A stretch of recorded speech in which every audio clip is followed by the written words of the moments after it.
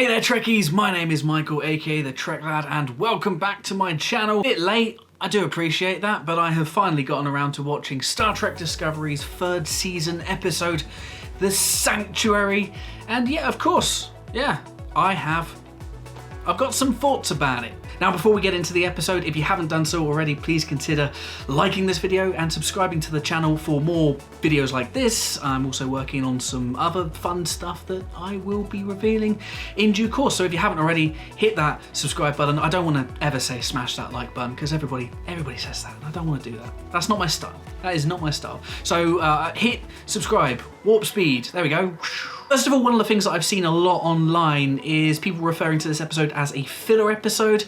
I don't really think it was a filler episode. A filler episode is usually an episode where nothing happens. Nothing at all. It's just one of those, it's kind of, we've got to make an episode for the sake of making an episode. Now, stuff in this episode happens, it happens for a reason, and it does go a long way to flesh out some of the characters, some of the motivations, and progress the story further. So I wouldn't say it's a filler episode. So let's talk about some of the stuff that I liked about The Sanctuary first. Now, I really like the format of this episode. It's Discovery arrives at a planet, Discovery solves a problem on the planet, Discovery leaves that planet. That is a three-pronged classic Star Trek trope, and I love it. I am a simple creature. I am there for simple Star Trek stories, and this one ticked all those boxes, so well done. This episode also has more Book in it, which, you know, you can never go wrong with Book. I mean, look at him.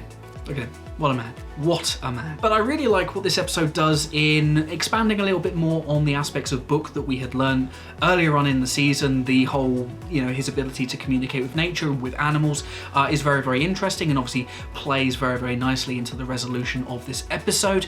So I really like that. I like the fact that we went back to his planet, we met his family, quote unquote, or maybe his real family. I mean, they're his real family, right? They're his real family. So I like the fact that we did that. Another interesting thing was what Book says at the end of this episode with his kind of coming around to this idea of potentially joining the Federation or joining Starfleet and becoming an official member of the crew, which, given the fact that Book is kind of like Discovery Season 3's answer to Han Solo, yeah, I mean, you never really saw Han Solo officially join with the Rebel Alliance. You never saw him wear the jumpsuit. So it'd be really interesting to see how far they go with this. It would be a massive kind of flipping of our expectations. I don't know if it's going to happen. I don't know. But it's interesting, and I like where they're going with the Book character. I also like the continued exploration of Tilly's new role as acting first officer and how she interacts with Saru. Now, everybody is going on about the only thing that Tilly did was come up with some sort of new catchphrase for Saru, but she did more than that. She was important to the story, her conversation with Bryn at the end, and also kind of just the way she is now addressing people and carrying herself around on the ship. It's clear that the showrunners have now changed her character to accommodate the new role, and that's fine. I mean, when we are given more responsibility in our working lives, we tend to react differently to things. So I like it. I like I said last week, I don't really have a problem with Tilly being acting first officer, and it gives us some interesting opportunities to see how she reacts when shit inevitably goes down later on this season. I will also say as well that Saru sitting on the term execute. Now, obviously they said that they didn't want to use hit it because that's Pikes, and I do appreciate that they would never have known that execute was the command, the trademark command given by the Excelsior's captain. I can't remember his name, but he was the Excelsior captain in Star Trek 3, the guy filing his nails and walking with that weird cane. I kind of hope that we don't change Saru to now be filing his nails every so often, but if you have looked at Saru, they are quite sharp, so maybe a nail file might be important. I also liked the continued exploration of Adira and Stamets. Their scenes in this episode were lovely, and it feels to me like Adira is kind of fitting into Tilly's original kind of protege role, and the interaction between them in this episode were lovely. Learning more about each other and adjusting the way they speak to each other, because that's what we do. We have conversations about things, and it's lovely to see, and I like that it's almost a surrogate father dynamic that Stamets has, and I like families in Star Trek, so I'm I'm all there for it. And let's talk about the stuff that I didn't like in this episode. There are a few things. Let's start with the villain, Osyraa. Not a good villain, even by rubbish Trek villain standards. Just very one note. I did not like the scene at all where she's introduced, killing her quote-unquote nephew. There's a lot of quote-unquote family relations in this season of Star Trek. I'm not sure if you saw that as well. But yeah, kind of just being, you know, this whole kind of I'm a villain, so I have to kind of prove I'm a villain by doing something despicable. It's just played, it's just boring. And, you know, bad villains, stop killing the people that work with you. It's not a good look. I personally still feel like Osyraa and the Emerald Chain is a decoy villain, making way for the bigger bads of the season, who I'm sure will be revealed in the next couple of episodes, and I might even do a video about them because I'm pretty sure you probably know who they are as well at this point.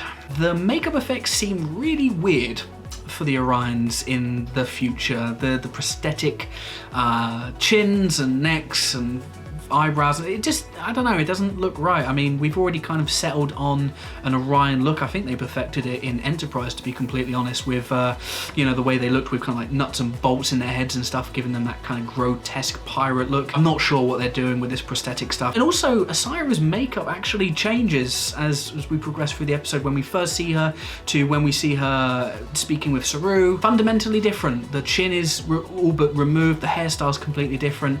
Now, continuity in TV shows isn't always the best, but this is glaring changes to the appearance of a character. So I also wasn't really taken with anything that actually happened on Book's planet. The sequence with his brother, I didn't really dig it. It just didn't really hold me. The brother's kind of acting ranged from I hate you to I hate you, and it was all just very kind of two-dimensional. There wasn't really anything of real substance in there until the very end, when the brother goes from I hate you to, well, I guess we should probably work together, to, oh, I love you, visit whenever you want. And it all kind of happens very, very quickly, and didn't really dig it. Giorgio, I don't really care about Giorgio, and given the way she continues to speak to the rest of the Discovery crew, I'm not sure why they continue to care as well. I mean, you've got the wonderful Wilson Cruz, Dr. Kolber, continuing, frantically trying to find a way to cure this woman, and no, all she wants to do is feed them to stuff and kill them and disembowel them and stuff, and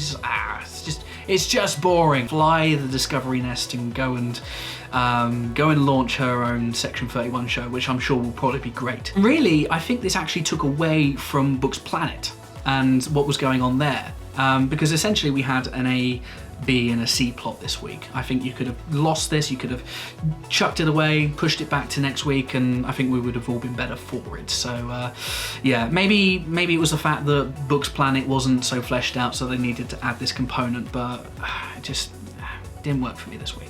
Some other silly stuff really, which just drags the rating down for this episode. Rin, for example, no issue with Rin at all. In fact, I'm there to see an Andorian regular. Yes, please, thank you. But why didn't he mention the Emerald Chain's dilithium issue as soon as he got on the ship, instead of just a random conversation with Tilly at dinner? Burnham also just point blank shooting a member of Book's fraternity with no consequences whatsoever. I mean, that was a straight arrow to the chest. Guy probably didn't do well to survive it, and if he did, severely injured, but nothing happens at the end. Why couldn't she have just Vulcan nerve pinched this guy, or just punched him in the face, you know, just taken him out some way with some Vulcan martial art? But instead, you know, Discovery likes to be a little violent every now and again with no kind of repercussions, and I don't like it. And yeah, don't do it. Stop doing it, please. Thank you, please. And also, finally, I mean, this had me laughing, unintentionally laughing for about 5 minutes. But how could Burnham and Book see Book's ship from the surface of the planet? No, if I go and stand outside right now and I look up and I'm trying to find the International Space Station, I cannot see it. It is always there, but I cannot see it. And Book's ship is small.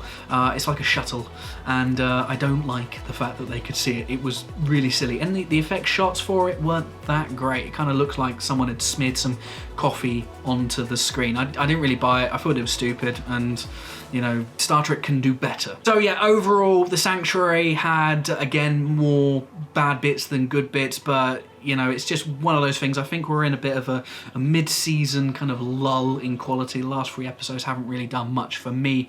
However, we are progressing. We are on the back end of episodes now. And I think as soon as we start hitting some resolutions, one thing that I haven't mentioned is the whole idea of the burn originating from this nebula. What's in the nebula? So some interesting stuff still, but still this episode wasn't a filler, but it just didn't do enough for me. Too many things kind of left me cold, had me questioning backstage decision making, and just had me laughing unintentionally, and it shouldn't have been making me laugh. For that reason, I'm giving Discovery's The Sanctuary 2 Starfleet Deltas out of 5. That's the 3rd week in a row that I've done that. I know I'm terrible. What did you think of this latest episode? I appreciate it's super late now and we're going to be talking about terra firma soon, but let me know in the comments below, and I will see you very shortly for another thoughts dump for Discovery's latest episode, Terra Firma Part 1. So until then, stay happy, stay safe, and live long and prosper.